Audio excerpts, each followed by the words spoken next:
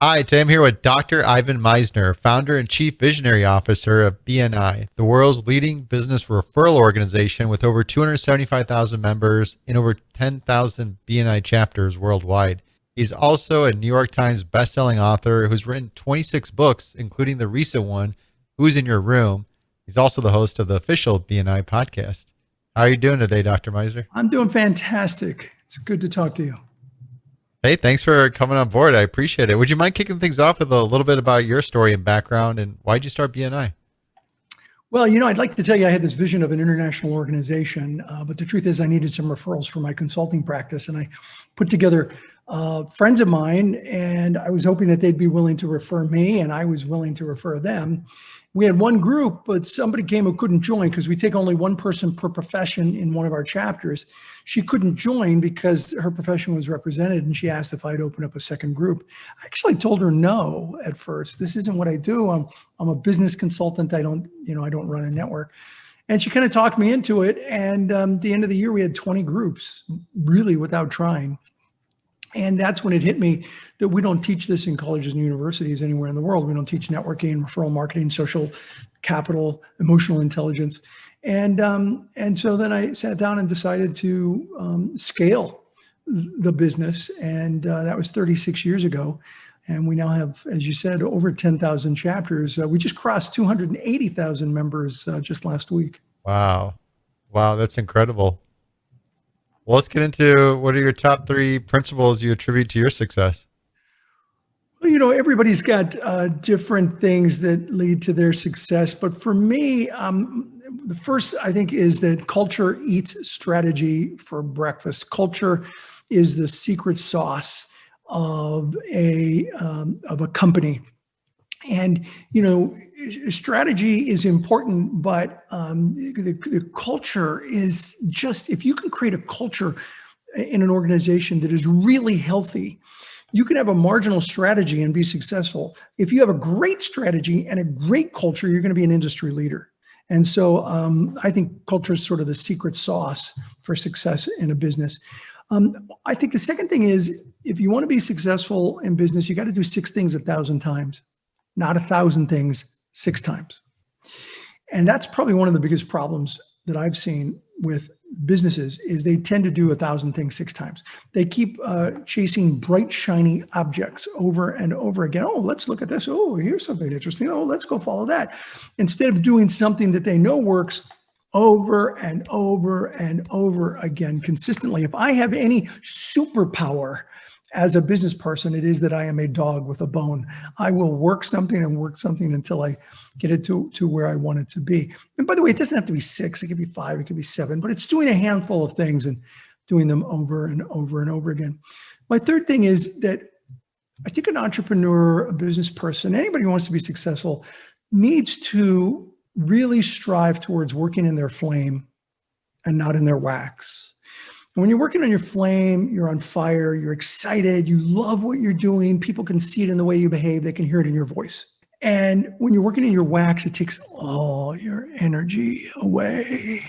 And people can see that in the way you behave, and they can hear that in your voice. And so you got to find out what your flame is and really strive to be working mostly in your flame and not in your wax. And those are 3 things that I don't hear people talk about a lot that I think are critical for success. This is going to be a fun conversation. I feel like all 3 of these apply to myself. All right. So now this is where it gets fun and interesting too, Dr. Ivan. We don't leave it at... Please call me Ivan. Thank you, Ivan. We don't leave it here. We're going to dive into each of these and really get some practical how-tos so we can understand how do we actually apply this. Okay, let's start with culture. But let's talk about how do you go about building a great culture? So not too many people have written about the way I describe it. I think you create culture by first having processes in an organization that work. You observe the processes or you plan the processes. You have a system that you want to create, and then you watch what works, and those processes become your organizational traditions. Your traditions are the things that you share stories about. You tell others about how you went from A to Z and what works, what didn't work. These are the things that the organizational stories you tell.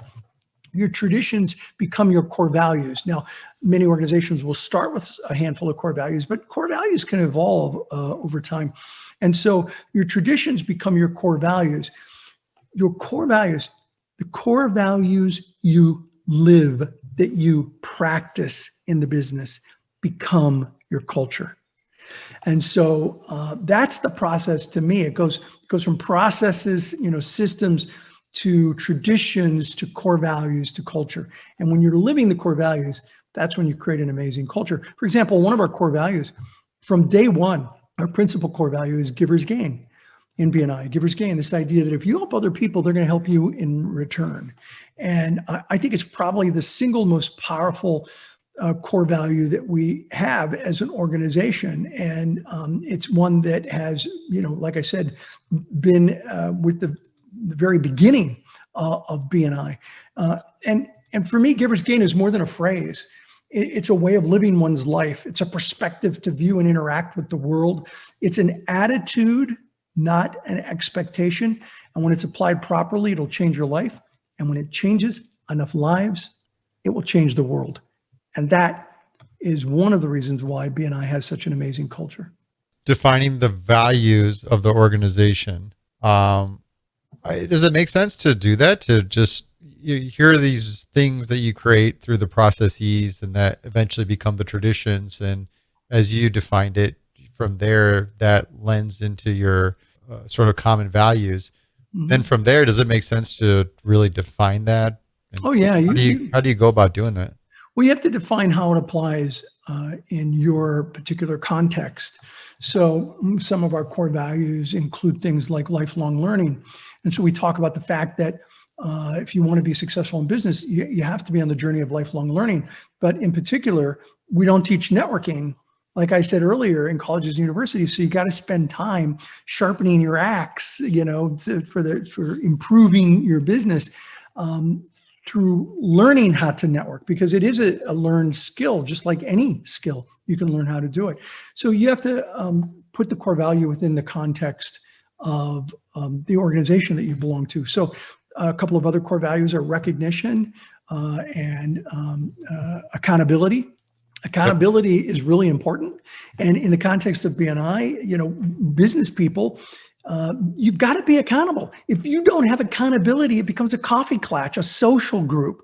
And I hated going to social groups. And so you got to apply the rules and the policies. There's got to be systems in a network in order for it to work. It's like hockey without rules would be boxing on ice.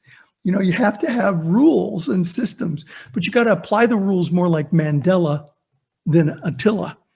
And so that's all within the context of the kind of organization we are. So you take these core values and you apply them to the context of the organization.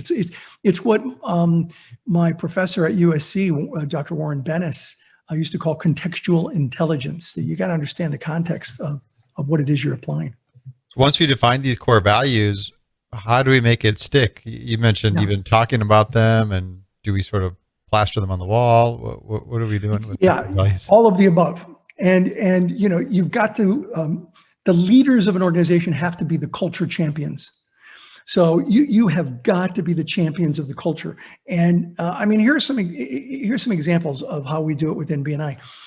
Every staff meeting that is ever held at BNI Global, the global headquarters, Zoom meetings, global meetings, every single meeting begins with the CEO or the person leading the meeting asking for someone, they pick someone randomly to share one of the core values and how it applies in BNI.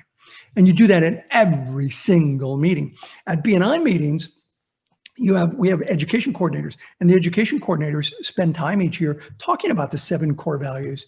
And the most important of which is givers gain. You could not possibly go to a BNI meeting and not hear somebody mention givers gain. It is so inculcated into the DNA of the organization. And so those are some of the kinds of things that you do. We do a boot camp with every employee. I meet every single employee in the company who works for global support. And in that, they have to take a test on the core values. And then in the boot camp one-to-one with them, I talk to them about the core values. Wow. And so these are the ways, some of the ways you keep culture alive in an organization. I like that. Bring it to the meetings as part of it, and then make it part of the training. Yep. I remember speaking with a very successful CEO, and it was interesting because he referenced that a big part of his company's success was because they defined their core values early. Yeah. And they essentially allowed that to be the way they guided the company and how they hired, how they acted, what expectations were. So I think there's some strong validity in your points around that. There is. And, we've written 2 different books that are really aimed at BNI members that both outline the core values at length. One is Giver's Gain, the BNI story, and the other is The Connector Effect, a book that I just came out with. It's open to the public. It's on Amazon, but it really is aimed at, how to be successful in BNI. I've also done videos on every one of the core values. And so, we have something called BNI University where all of our members can go to and study networking, and they can, hear videos, short videos. They're all like 5 minutes long on each core value. Each core value has its own video. You're driving on core values essentially as you would drive on the company purpose. Yeah. Well, the company purpose is, I would probably equate that to our mission statement. And we talk about our mission statement a great deal in the organization as well. Our mission and our vision. Your vision statement is where you want to go. Your mission statement is how you want to get there. Yep. So BNI's vision statement is changing the way the world does business. And our mission, the way we want to get there, is to help people increase each other's business through a structured, positive, professional referral marketing platform. So that's our vision, that's our mission, and then the core values are the way that we apply that in the context of our mission. Does that make sense? Yeah, absolutely. So it's essentially like supporting those main drivers, your vision. Exactly. Let's talk about the 6 things 1,000 times. Yeah. So, I just see business people are constantly chasing bright, shiny objects. I keep this here next to me because I'm always talking about this. It's like business people are like, "Ooh, look at that. There's a new thing. Let's go chase this. Let's go chase that." Instead of doing something over and over and over again. Now, the question is, what 6 things, what handful of things do you pick? Well, that's where shows like this are really important, because you want people to come to your show, listen to people talk, find things that resonate with them, strategies, concepts, and then do those things over and over and over again. You want to find, if you're watching this or listening to this, you want to find mentors who will help you figure out what those handful of things are that you should be doing. You should have virtual mentors like this show, or books, or other audio programs, YouTube videos from people, where that virtual mentor can help you hone in and get granular on what you need to do over and over and over again. Like I said, if I have a superpower, it's that I'm a dog with a bone, and I do things over and over again. No, that you're striking a good chord with me, because I feel like, and I don't know where it comes from, it's almost the natural tendency. I don't know if it's being designated as a leader, owning strategy, these things where you constantly feel that you always have to research, look around the corner, make sure you're on top of what the direction the company needs to go, and you're constantly throwing new ideas up. Yeah. But there's a fair point. I feel like I spend a great deal of overhead to unwind that and go back to what are actually the critical activities we need to do to drive the business forward, which ends up going back to those 5 or 6 things. Yeah. Yeah. And, entrepreneurs by nature, they're creators. And so they want to create new things. And I get that. And I'm with people on that. And at the same time, I also recognize that you got to have consistency, because if you're constantly chasing those bright, shiny objects, your team is just going to be confused. You're just going to confuse your team. And so always, really have a sense of the things that you have to be working on consistently. For us, there are our key performance indicators, and our key performance indicators are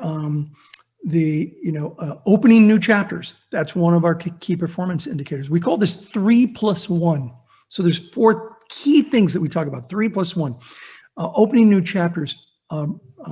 bringing in new members into the organization. We can't make a difference in the world if we don't grow as an organization.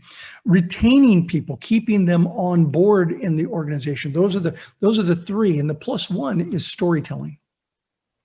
So a lot of what we train on is you gotta tell the story of how BNI works for you, because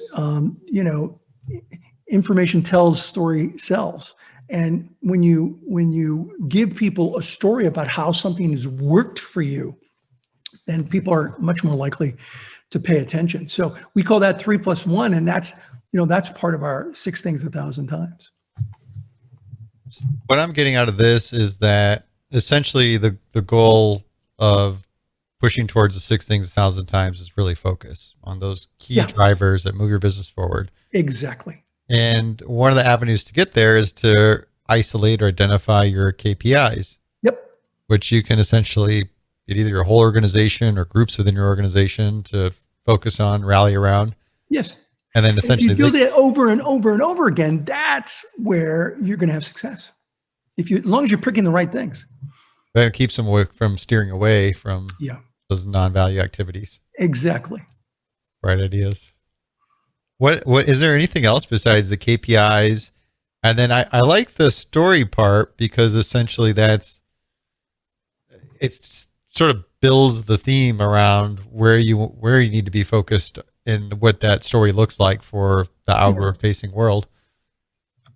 Yeah. And so, well, let's talk about, telling good stories. A good story is a fact wrapped in an emotion that compels people to take action, that transforms them in some way. That's a good story. It's a fact. You're giving information, but you wrap it in some kind of emotion. You're either tugging at the heartstrings, or you're making people laugh, you're using humor. And that story and that emotion compels them to take action. And that action will in some way transform them. That's a good story. And when you learn how to relive a story, not just retell a story, that's sort of the 1-2 punch of that formula. If you're reliving it rather than retelling it, then that really resonates with people. You're pulling them in more because you're bringing them right into that experience with you. Exactly. So fact, emotion compels the person to take action, and that gets them to get to a transformative state. Correct. That's a great story. I like it. Do we have an example? Can we do one? Well, sure. I mean, let's take the pandemic. When the pandemic really started to hit the world last March, people were frozen in fear. And I was telling people, don't let fear get you frozen. Let it get you focused. Fear should focus you. And if you get focused, you can get through this. And so one of the things I was recommending was doing one-to-ones with people. And so in California, we had 2 members do a one-to-one, and one was a furniture reupholstery shop. Now, our entire organization, 10,000 groups, flipped from weekly in-person meetings to weekly online meetings. Did it in just a matter of weeks. And so they met one-to-one by Zoom.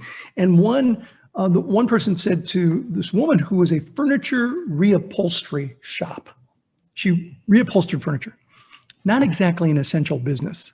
This is March of 2020, so a year ago, more than a year ago. And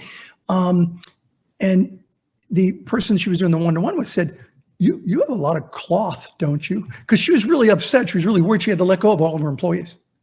Wow. Had to let them all go. And the guy says, you have a lot of cloth, don't you? And she said, I literally have a ton of cloth, tons of cloth. And he said, have you ever thought about making COVID masks? And she said, no. Now, remember back to March of last year, everyone was scrambling for masks. Nobody had masks. We had run out of masks. And so she's like, what a great idea. So she made 100 masks, and she gave 2 to 50 people, many of her BNI members and some other people. And she said, one is for you.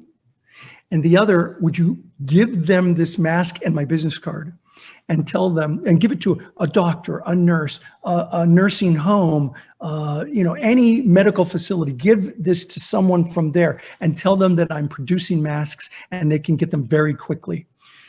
She was overwhelmed with orders. She Wow. was inundated with orders. And those orders allowed her to hire back all of her employees. She was able to hire everyone back and physically distance them. And she became a COVID mask manufacturer business. So you see, even when you are in a crisis, if you stay focused, you can not only survive, but you can thrive. It not only affected her to keep that business open. Think of the dozen employees that she had and their families and how they were able to sustain themselves during the pandemic. So, I mean, stories like that are just so incredibly powerful. And I think transformative when people understand that they need to get focused by fear, not get frozen by fear. I like how you wrapped in your core values in there too. Because now to break this down, the fact is the pandemic, here's the scenario that happens, it's making an impact. Here's emotional distress that the upholstery shop owner was going through. And then they sort of have the guide that comes in with this idea that compels the person to take action. Yeah. And then the transformation was all the net positive things that came about it, getting a new direction to go into that brought all the people back. Really cool. And that's the way you tell, a story, and you got to relive it, not just retell it. Absolutely. Shall we talk about working in the flame and not in the wax? Yeah. And so, I think that whatever it is that you do, particularly entrepreneurs like myself, you got to be working in your flame. Now, I also understand that sometimes you got to do what you got to do to get to do what you want to do. So I get it where sometimes you just got to work in your wax. I spent a long time, working in my wax, but gradually what I tried to do was transition to doing my flame, which, oh, by the way, this is part of my flame, doing interviews. I love doing interviews. I love doing presentations, pouring into people. I like writing. And these are the kinds of things that are my flame. And so over the years, I was able to devote more and more time to it and less time to the wax. I mean, here, I'll give you a great example. I know how to do the books. I know how to do accounting, but I hate it. It's not my flame. And so for at least a couple of years, I was doing all the accounting. And one of the first positions that I hired was a bookkeeper to come on in and do all of my accounts. And oh my goodness, that was so wonderful to have a bookkeeper. And here's where you got to hire somebody where it's their flame. So my bookkeeper, that was her flame. Yeah. She came to me one day and she said, gosh, it took me 3 hours, but I finally balanced the books. They were only off by 5 cents, but it took me, at least 2 or 3 hours, but I found the 5 cents and it's balanced. And I congratulated her. I told a friend of mine, and he said, well, did you reprimand her? I said, why would I reprimand her? Well, because she took 2 or 3 hours to find 5 cents. I mean, that's just a waste of time. I said, no. I congratulated her, and here's why. What if it had been $50? She wouldn't have gone home at night. She would have just stayed there till she find it. Me, I just said, $50, close enough. I'm not going to spend 2 or 3 hours trying to find it. So if she's going to spend that for 5 cents, what's she going to do for $50?